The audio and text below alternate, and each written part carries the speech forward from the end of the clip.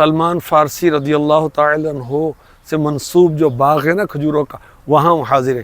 اس کا واقعہ پتہ کیا ہے کہ رسول پاک صلی اللہ علیہ وسلم کی غلامی سے پہلے سلمان فارسی رضی اللہ تعالی عنہ ایک یہودی کی غلامی میں تھے۔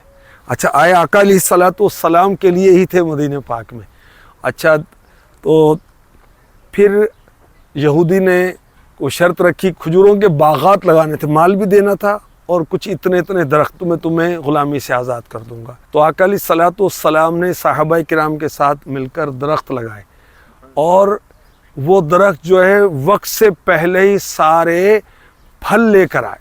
الحمدللہ آقا علیہ السلام کی صحابہ سے محبت اور اپنی امت سے محبت دیکھی۔ آقا علیہ السلام نے دستے مبارک سے کھجوروں کے درخت لگائے، اور صحابہ کرام نے مختلف جگہوں سے اکٹھے کیے تھے۔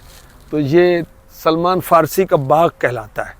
سبحان اللہ و بحمدہ سبحان اللہ العظیم۔ حضرت سلمان فارسی رضی اللہ تعالی عنہ نے سینکڑوں سال کی عمر پائی، کئی سو سال کی عمر پائی، اور پہلے آپ مجوسی تھے۔ اچھا، اس سے آپ بیزار ہوئے تو آپ نے پھر وہ ایک کرسچن کے پاس جانے لگے، اور اس کے بعد پھر آپ یہودیوں کی غلامی میں آ گئے، اور اس کے بعد پھر آقا علیہ السلام کی زیارت کی۔